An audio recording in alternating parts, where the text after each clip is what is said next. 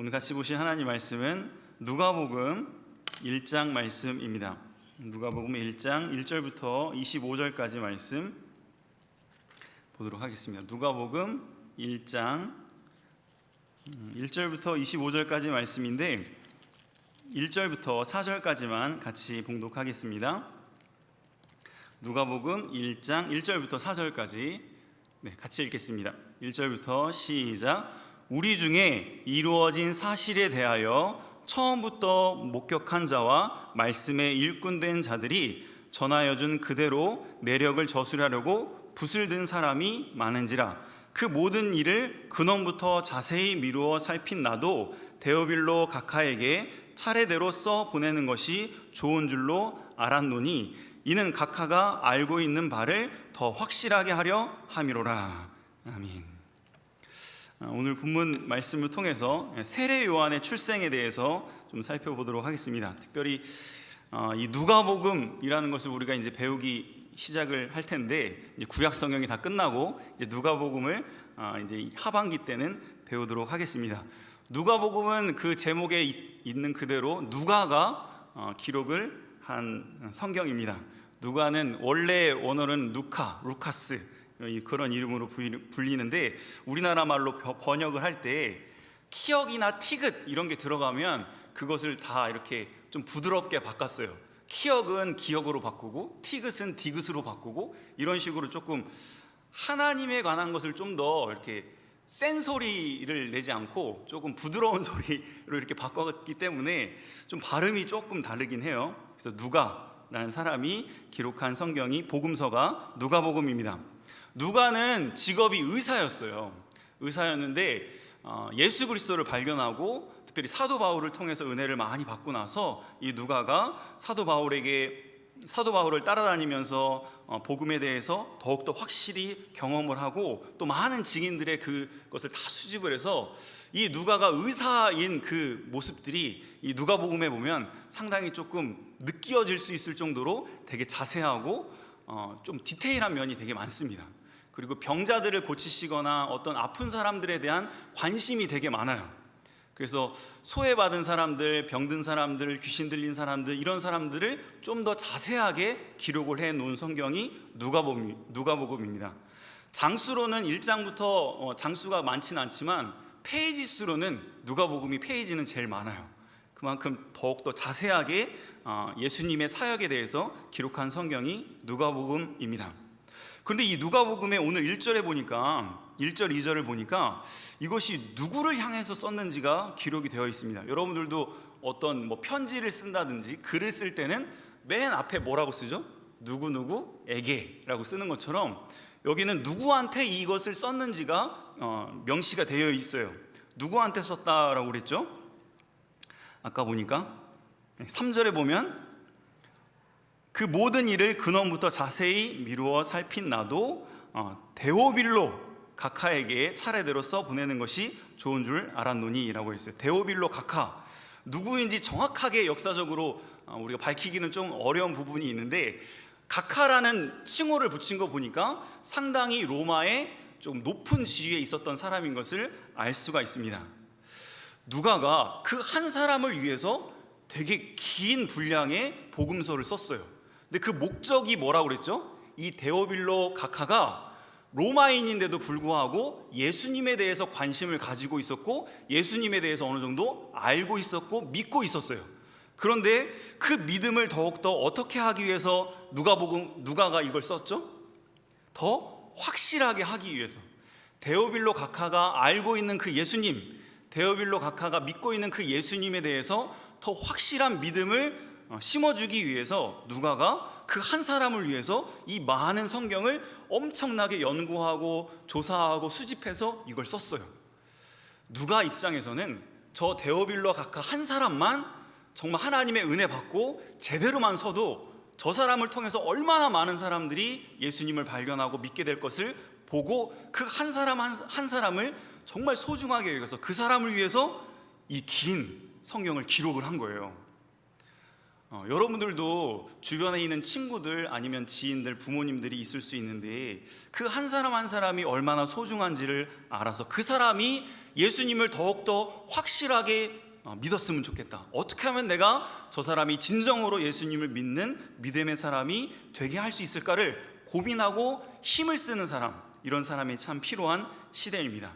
누가는 이 데오빌로 각하의 그 믿음을 견고하게 하기 위해서 이 누가복음을 썼다라는 것을 꼭 기억했으면 좋겠습니다.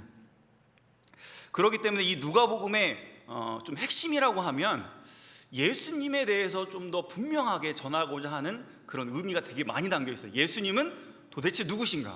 왜 예수님을 믿어야 우리가 죄상을 받고 천국에 갈 수 있는가? 거기에 대해서 되게 핵심적으로 잘 가르치고 있고, 이제 주변에 이제 데오빌로 각하도 이방 나라에서 살기 때문에 세상 사람들의 철학자들, 뭐 유명한 사람들의 말을 많이 들을 거 아니에요. 그러면 데오빌로 각하도 신앙이 흔들릴 수 있어요. 진짜 예수가 우리의 구원자이신가? 진짜 예수님을 믿는다고 해서 그 믿음만 가지고 죄사함 받고 구원을 얻을 수 있다고? 이게 정말 가능한 일인가? 라고 흔들릴 수 있는데, 거기서 흔들리지 않게 하기 위해서 이 누가복음을 썼다라는 것을 기억해야 하겠습니다. 여러분, 공과에 보시면 목사님이 재밌는 그림 하나 붙여놨는데, 한 초등학교 뭐 중학교 되는 러시아 애래요. 러시아 애가 뭐 하고 있냐면 그 벽돌로 된 기둥 있잖아요. 그걸로 젠가놀이를 하고 있는 거예요. 젠가놀이. 젠가놀이가 뭔지 알아요? 벽돌 하나씩을 빼는 거야. 그래서 이제 마지막에는 여기다 이제 영상이더라고요. 이렇게 돌을 던지더라고. 이 기둥이 하나 탁 무너지니까 되게 건물이 커요. 그 영상을 이제 나중에 한번 보세요. 젠가 던지는 어린아이 나올 수도 있을 거야. 근데 한 2층 정도 되는 건물인데 상당히 한 우리 교회 넓이만한 사이즈였던 것 같은데, 그게 와르르 이 하나 무너지니까 와르르 다 무너지는 거예요. 어떤 기둥이라는 거는 상당히 중요합니다. 왜냐하면 그 건물을 지탱하고 있는 아주 중요한 요소이기 때문에 이 기둥을 견고하게 해야 이 건물이 무너지지 않을 수가 있습니다. 우리 신앙도 마찬가지예요. 우리 신앙에도 기둥이 있어요. 그 기둥이 견고해야 우리 신앙이 무너지지 않을 수가 있는 것이죠. 이 기둥은 무엇일까? 그래서 뭐 교리라고 하시는 분도 있고, 아니면 하나님의 진리의 말씀이라고 말씀하시는 분도 계시고, 저 같은 경우는 여기 뭐라고 써놨냐면, 여러분들이 이제 중고등학교 때 정말 예수님을 섬기고 교회에 다니고 믿음 생활을 하다가 청년 때가 되면 그 신앙이 무너지는 이유들을 조금 몇 가지를 살펴보면 여러 가지 이유들이 있겠지만, 그 중에 가장 중요한 것은 내가 왜 예수님을 믿어야 하는지, 예수님은 나의 인생 가운데 어떤 분이신지에 대한 정확한 인식이라든지 배움, 그런 게 세워지지 않은 상태로 청년이 됐을 때 주변의 세상의 많은 이야기들 들으면서 그 기둥이 조금씩 무너지면서 신앙 자체가 무너지는 경우들이 있고, 또 한 가지 경우는 교회를 다니기는 다니는데 이 중고등학교 학창시절에 이 신앙생활을 하는 것 자체에 재미를 느끼지 못한 상태로 신앙생활이 계속 유지가 되는 거예요.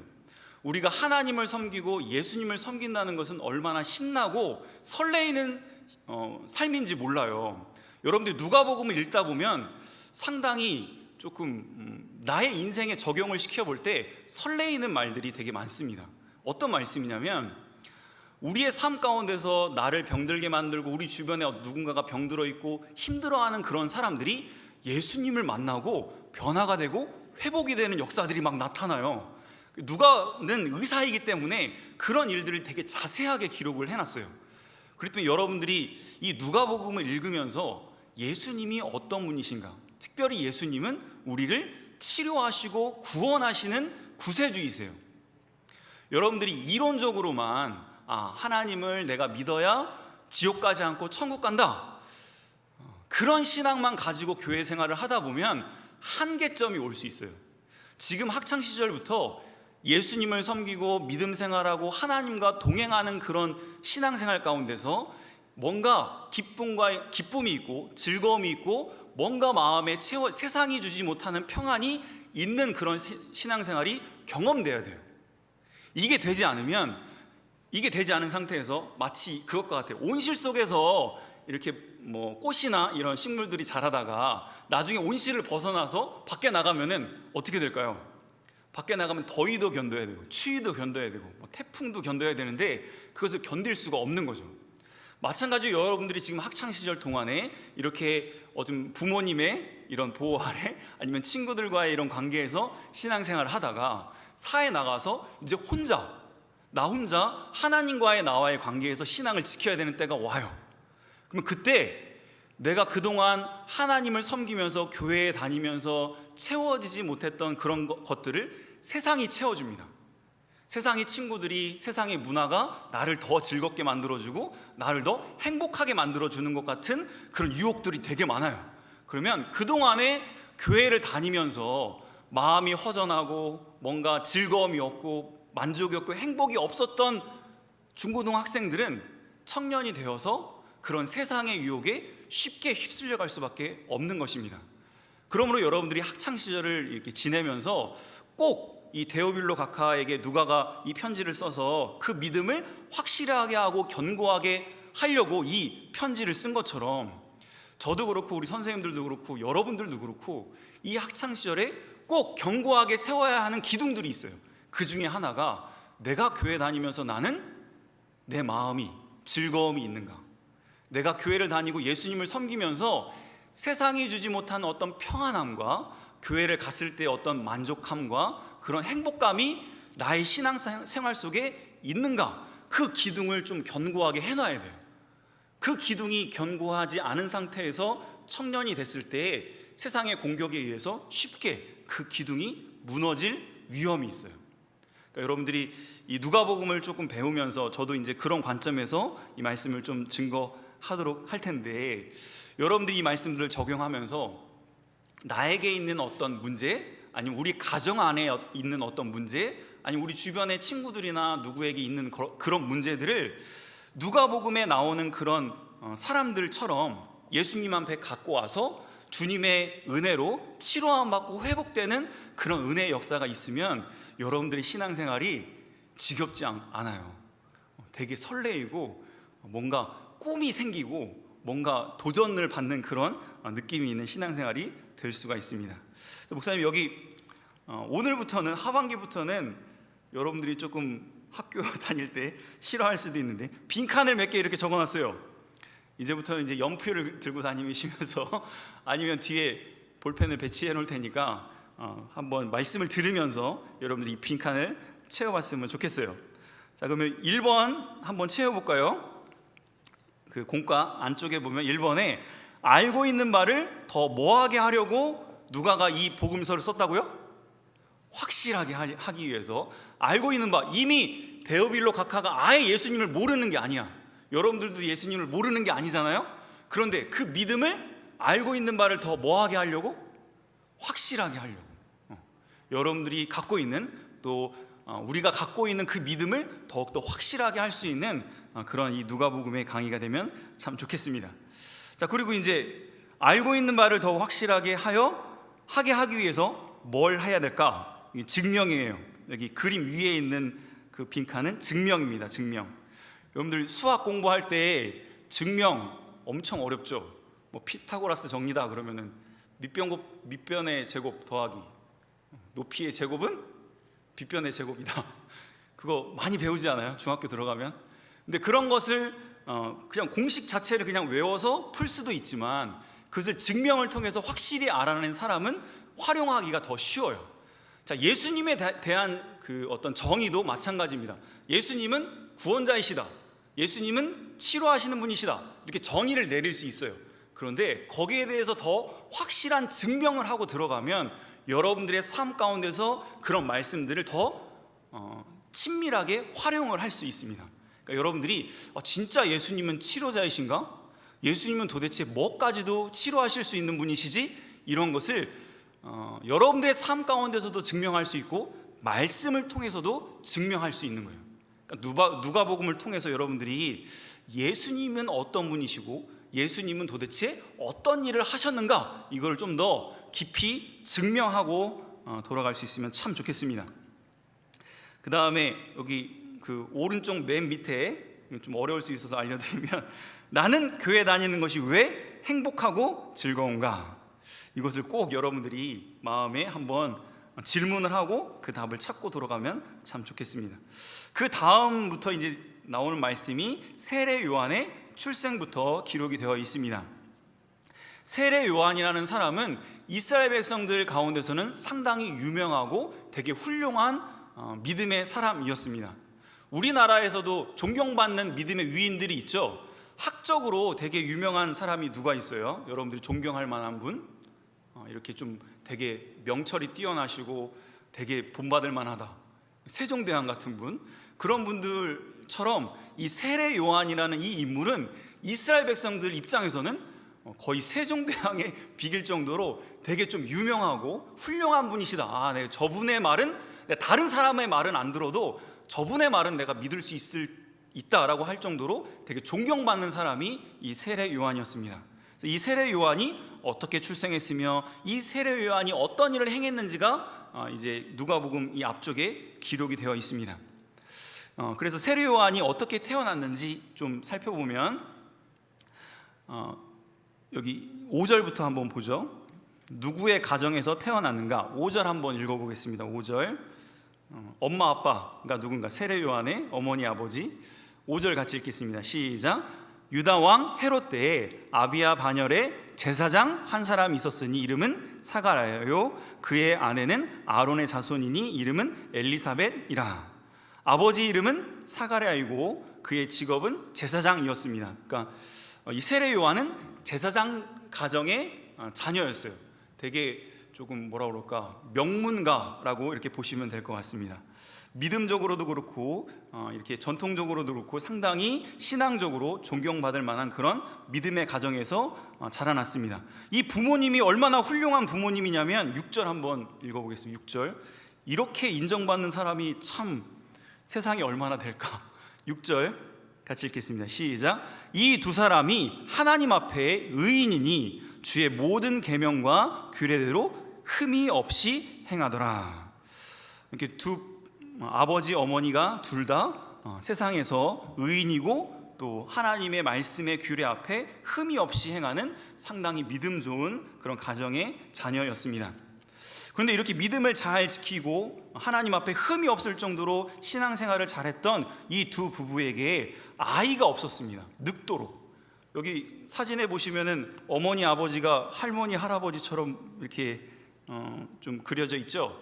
상당히 나이가 많이 될도록 하나님 앞에 기도도 많이 하고 또 구하기도 많이 구했지만 하나님께서 자녀를 주시지 않아서 아이를 낳지 못했습니다. 근데 천사가 나타나서 이 사가랴에게 하나님께서 말씀해 주시는데 네가 이제 아들을 낳을 것이다. 그 아들의 이름을 요한이라 하라 라고 말씀해 주십니다. 여기도 한번 찾아서 읽어보겠습니다. 13절. 천사가 사가랴에게 나타났어요. 13절 읽겠습니다. 시작. 천사가 그에게 이르되 사가랴여 무서워하지 말라. 너의 간구함이 들린지라. 내 아내 엘리사벳이 내게 아들을 낳아주리니 그 이름을 요한이라 하라. 이 스가랴에게 천사가 나타나서 하나님께 말씀을 전해줬는데 엘리사벳이 아들을 낳을 것을 말씀해 주었습니다. 상당히 나이가 많은 때에 몇 세인지 정확하게 알 수는 없지만 60세 정도는 넘지 않았을까 이렇게 추측을 해봅니다. 그런데 아들을 낳을 것이라고 말씀해 주니까 이 말씀을 믿지 못하고 의심하는 모습을 보이게 됩니다. 아무래도 포기를 했던 것 같아요. 그동안에 보면 기도를 많이 했다고 이렇게 기록이 되어 있죠. 아들을 낳게 해달라고 기도를 많이 했는데도 불구하고 하나님께서 아이를 주시지 않으니까 마음속에 포기를 했던 거예요. 근데 천사가 나타나서 아들을 주겠다라고 말씀하셨을 때 이 사가랴는 의심을 했습니다. 그래서 벙어리가 돼요. 여기도 한번 같이 읽어보죠. 18절 같이 읽겠습니다. 18절 같이 읽읍시다. 시작. 사가랴가 천사에게 이르되 내가 이것을 어떻게 알리오? 내가 늙고 아내도 나이가 많으니이다. 나이가 이렇게 많은데 어떻게 아이를 낳을 수 있습니까? 라고 의심을 하고 믿지 못했습니다. 그 결과 말을 하지 못하는 벙어리가 되어버렸어요. 사가랴가 제사장이었고 하나님 앞에 흠이 없는 사람이었지만 하나님의 말씀 앞에 그것을 온전히 신뢰하지 못하는 모습을 우리에게 보여주고 있는 것이죠. 여러분들은 혹시 삶 가운데서 하나님이 여러분들에게 약속하신 것들이 있는데 그것이 내 생활 속에서 나의 현실 가운데서 이루어진다는 것은 불가능하다 이렇게 생각한 적이 있어요? 그러면 하나님께서 벙어리가 되게 하실 수가 있어요. 벙어리가 된다는 것은 뭐 말을 못하고 하는 것도 있겠지만 우리가 삶 가운데서 벙어리와 같이 말을 못하고 듣지 못하고 보지 못하는 그런 영적인 상태가 될 수 있다는 것을 보여주는 것입니다. 물론 이것이 불가능하고 좀 어려워요. 이것을 믿는다는 것은 실질적으로 어렵지만 하나님의 약속의 말씀이기 때문에 우리가 그것을 믿고 신뢰하는 것입니다. 여러분들의 가정에서도 마찬가지예요. 우리 가정이 정말 행복하게 될 수 있을까? 우리 부모님이 정말 서로 사랑하고 믿음의 가정이 될 수 있을까? 우리 아버지 어머니가 예수님을 믿을 수 있을까? 이것이 지금은 믿어지지 않고 불가능해 보인다라고 생각할 수 있지만, 목사님 이번에 그 선물 조금씩 준비했는데 요절을 하나 적어놨거든요. 주 예수를 믿으라, 그리하면 너와 내 집이 구원을 얻으리라. 목사님도 학창시절에 그 말씀 붙들고 어떻게 보면 견뎠다라고 말해도 과언이 아닐 것 같아요. 예수님을 믿으면 너와 내 집이 구원을 얻으리라 말씀하셨어요. 지금의 나의 현실 가운데는 불가능해 보이는다고 생각이 돼도, 그렇게 여겨진다 할지라도 그것이 뭐이기 때문에 우리가 그걸 믿고 소망하는 거예요? 하나님의 말씀이니까. 하나님은 불가능이 없으시잖아요. 그러니까 여러분들이 지금 학창시절 동안에 공부하는 가운데 만약에 한계에 부딪혔다, 그러면 하나님 앞에 기도하세요. 기도하면 하나님께 지혜를 구하면 지혜를 주신다고 그랬잖아. 그러니까 하나님께 기도하면서 그 문제를 해결하고 하나님의 도우심으로 그 문제를 해결할 수 있다는 가능성을 열어놔야지, 스가랴처럼 나는 나이가 많아서, 내 아내도 나이가 많아서 아이를 낳는 것은 불가능합니다, 포기하는 것은 진정한 믿음의 사람의 모습이 아닙니다. 여러분들이, 하나님께서 여러분들이 진정한 믿음을 가지고 순수하게 그 말씀을 소망하면서 붙들고 간절하게 기도하는 모습을 하나님이 더 기뻐하세요. 물론 사가랴가 말씀 잘 순종했어요. 예배도 한 번도 안 빠지고 제사장으로서 정말 성실하게 모든 일을 다 잘했습니다. 그런데 하나님을 향한 어린아이 같은 순수한 믿음이 조금 부족했어요. 근데 하나님께서는 정말 어린아이 같이 순수한 믿음으로 주님 앞에 나아가는 자를 더 귀히 여겨주세요. 그게 어디 나오냐면 뒷부분에 나오는데 바로 막달라 마리아도 그랬지만 우리가 잘 아는 예수님의 어머니인 동정녀 마리아가 그랬어요. 마리아에게 천사가 찾아와서 똑같은 말씀을 해주세요. 네가 이제 아이를 임신할 거다. 근데 마리아는 어떻게 했을까요? 의심한 것이 아니라 주의 계집종이오니 주의 뜻대로 될지어다 라고 하면서 그것을 그대로 믿고 수용하는 모습을 보이고 있습니다. 여러분들도 이 시대에 정말 하나님의 말씀이라고 하면 그 말씀을 그대로 믿고 신뢰하는 자에게 하나님께서 귀한 역사를 일으키실 줄을 우리가 믿어야 하겠습니다. 마지막 3번만 같이 보고 마치도록 하겠습니다. 천사가 나타나서 사가랴에게 이 세례 요한이 너의 아들로 태어날 텐데 이 세례 요한이 앞으로 이런 일을 할 것이다 라고 예언을 해 주었습니다. 가장 핵심적인 것은 이 세례 요한이 예수님의 길을 예비해 줄 거다라고 말씀하였습니다. 이 세례 요한이 앞으로 이 땅에 태어나서 아주 큰 일을 할 것인데 그 일은 무엇이냐면 예수님을 믿을 수 있도록 사람들을 인도해 줄 거다라는 것을 말씀하였습니다. 여기 뭐 빈칸이 좀 많이 있는데 이것들을 좀 살펴보면 이 세례 요한은 예수님이 여기 계시면 우리가 예수님을 믿기는 좀 어려워요. 예수님은 하나님의 아들이시고 예수님을 믿어야 죄사함 받고 구원 얻을 수 있다, 이런 진리를 아무것도 모르는 사람이 바로 믿기는 정말 어렵습니다. 그런데 여기에 다리 역할을 해주는 사람이 바로 세례 요한일 것이다 라고 말씀하는 것입니다. 어떻게 그 일을 하는가? 그것은 세례 요한이 회개의 세례를 베풀었어요. 무슨 뜻이냐면 사람들로 하여금 죄가 생각나게 하고 죄를 회개하도록 이 세례 요한이 말씀을 잘 가르치고 그들을 회개 가운데로 인도했습니다. 그러니까 회개하니까 필요한 게 뭘까? 회개라는 것은 뭐죠? 회개. 뭘 뉘우치는 거예요? 자기의 죄를 깨달아서 죄를 뉘우치고, 하나님, 제가 이렇게 죄인입니다. 저는 정말 죽을 수밖에 없는 죄인이고 저는 하나님 앞에 갈 수 없습니다. 하나님, 제가 어떻게 해야 됩니까? 여기까지 됐어요. 그 다음에 뭐가 필요할까? 자, 회개를 했어. 내가 죄인인 걸 깨달았어. 나는 이제 지옥 갈 수밖에 없는 죄인인 걸 깨달았어요. 그 다음에 필요한 게 뭘까요? 그대로 있으면 지옥에 가는 거잖아. 그런데 예수님을 믿으면 네가 그 죄를 사함 받을 수 있다. 예수님을 소개를 해주는 거예요. 죄를 깨달은 사람에게. 그러므로 죄를 깨닫지 못하는 사람에게는 예수님이 필요가 없어요.